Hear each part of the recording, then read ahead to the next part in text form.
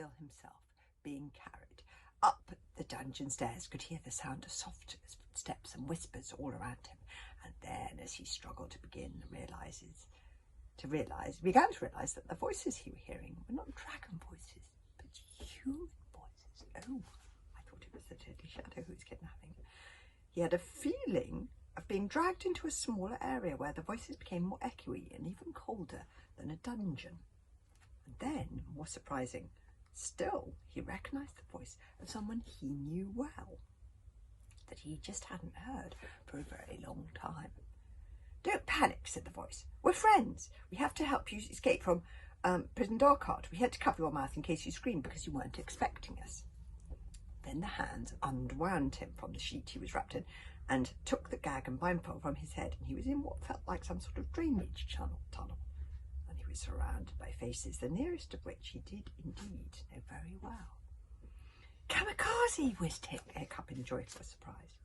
Kamikaze was a small, chatty and recklessly brave bog burglar with a lot of wild blonde hair that looked like a squirrel's had been breakdancing vigorously in the back of it. She also just so happened to be one of Hiccup's best friends. Hiccup looked at him for a moment in puzzlement, and then she pulled up his eye patch and off his wart and exclaimed in gobsmacked happy astonishment, "Hiccup!" exclaimed Kamikaze. Bog burglars aren't supposed to show when they're really pleased to see someone, so Kamikaze was now turned bright red with the effort of not knowing what to do. She scowled furiously and pummeled Hiccup 3 times on the shoulder. Then she hugged him, and then she hit him again, a little harder this time, whispering ferociously. And if it hadn't been Kamikaze, you might have said slightly tearfully in between each punch, "Where have you been? I haven't been worried about you," she added hastily. No, I haven't been worried, because us bug burglars never worry. We're too cool. But where have you been?" "Ow!" grinned Hiccup, holding his slightly bruised shoulder. "You're the first person who's actually recognised me. Not that I actually want people to recognise me in this place, but still, it's nice to know that I haven't changed completely in just a year." Kamikaze was still bright red and scowling more furiously than ever. "Why didn't you come and find me?" She hid her face in her elbow. "Was it because I turned my back with everybody else when the witch got us to that at the school? Because I'm sorry about the Hiccup, and I've been wishing that I had stood up to you like Fishlegs did ever since. It was just a bit of a shock about the slave market and everything." No, Hiccup assured her.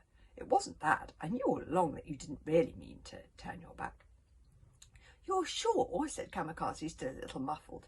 "Absolutely sure," lied Hiccup awkwardly, "because I was watching you the whole time, and it wasn't really a full turn. It was a sort of twist, a kind of sideways on half turn, if you like, and only for a moment." "A half turn?" sniffed. "Oh, that's so kind," sniffed Kamikaze, hopefully, because she's really cross and embarrassed with herself. He's making her feel better. "The only reason I didn't come and find you was that everybody's after me at the moment, and I didn't want to put you in danger as well," explained Hiccup. "Well, that wasn't very kind of you, was it?" grinned Kamikaze, who cheered up no end. "You know I love danger." She rubbed her hands together excitedly. "Danger is my favourite thing." There's Kamikaze dressed up as an escape artist. "Danger is my favourite thing." "Yes, well," said Hiccup, changing the subject. "Speaking of danger, what on earth are you doing here, Kamikaze?" "We're escape artists," exclaimed Kamikaze, beaming. "This is my team: Sporter, Typhoon, Harrietta Horse, and Beef Burger." She introduced the 4 burglars who were sitting beside her in the drainage tunnel. They had been the ones who had wrapped Hiccup in the sheet, and they must have carried him together along the corridor. They were all considerably larger than Kamikaze, but dressed familiarly in black burglary suits with a lot of burglary equipment and weaponry dangling off them. To Hiccup's surprise, the other burglars blushed and looked extremely self-conscious as they shook his hand. "This isn't the outcast, is it?" blurted Typhoon. "That's right," said Kamikaze carelessly, but bursting with pride. "That's my friend, the outcast Hiccup Friend-Salad III. It was very nice to have somebody being so proud to present him to others as their friend." "Wow," said Typhoon, pumping his hand. "This is an honour. Kamikaze has been telling us all about your work, hasn't she, guys? Releasing the dragon traps, standing up against those fiends, Alvin and the witch. Respect." "Thank you," said Hiccup in surprise. Meanwhile, Toothless was delighted too. Slinking behind Kamikaze in the tunnel was Stormfly, Kamikaze's gorgeous mood dragon, who changed colour according to her mood, and Toothless was in love with Stormfly. Hello, Stormfly, stammered Toothless carelessly. Why, hello there, Toothless, said Stormfly. I love this.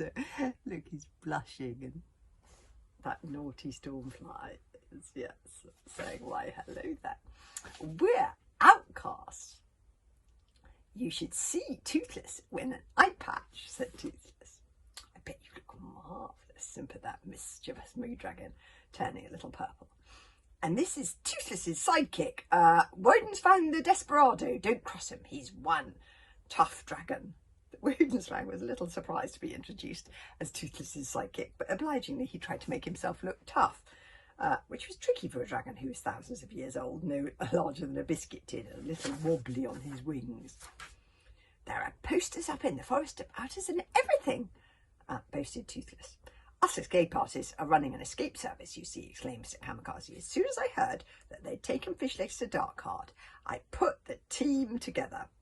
I thought, I've escaped from so many places myself over the years.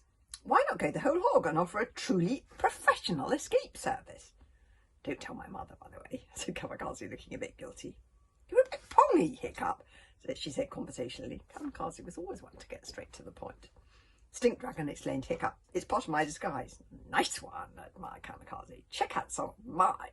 She rifled in her rucksack and brought out the Wild West prison guard costume, the dragon outfit, in case we get cornered by Dragon Rebellion attack, the peaceable farmer get-up. They're fantastic, Kamikaze, said Hiccup. I think the moustache get may go too far, though. No, said Kamikaze, disappointed in trying it on. It's one of my favourites.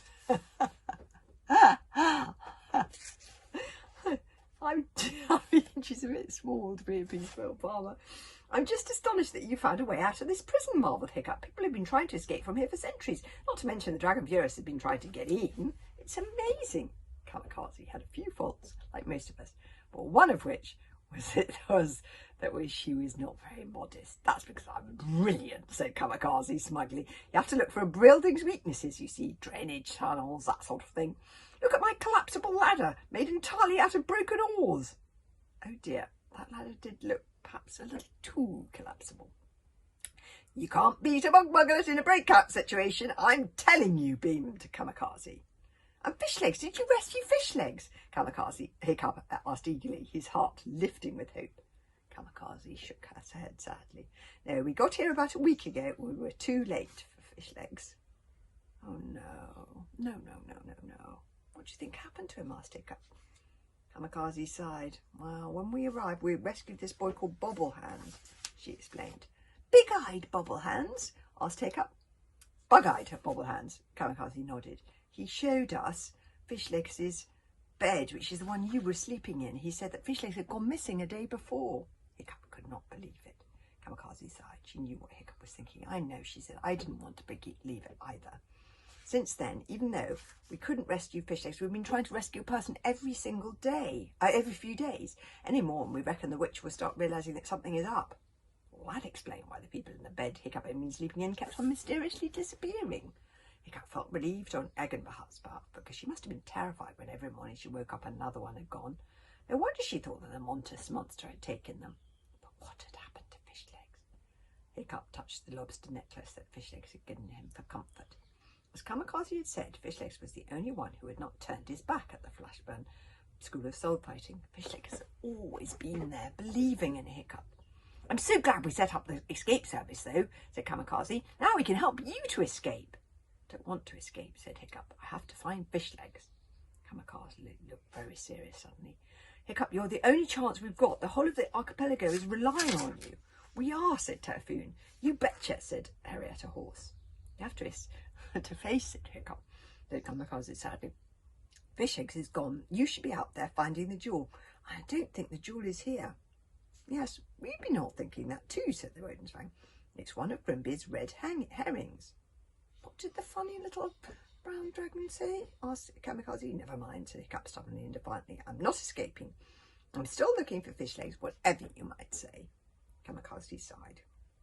Okay then, in which case I'm staying here with you. You are only a boy after all, she reminded him confidently. You really need a girl to help protect you on this quest. You are not staying here, argued Hiccup. What would your mother say? That's kamikaze escape equipment there. Can you see? Ooh. Hold on. Ooh. Can you see all of the equipment? False moustaches, etc.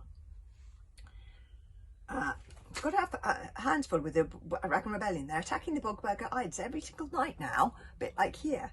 No way you staying here, Kamikaze repeated Hiccup. You haven't got a slave market. It's way too dangerous. Besides, he said hastily, remembering how much she loved danger, and so this would just be an encouragement. You have to leave your escape service. There's this kid called Egengard who sleeps opposite me, and I think she really needs to escape. The whole Dark Heart experience is getting her down. All right then, said Kamikaze, thought for a second, and then allowing herself to be distracted. Bogburger, she addressed the escape artist in a loud conspiratorial whisper. Let's put into Operation Egengard. Operation Egengard, repeated Typhoon, Sporter, Harriet Horse and Beefburger, giving each other the Bogburglar high five. I love the fake Wild West ID card. Chapter 12 is called Bear Mama.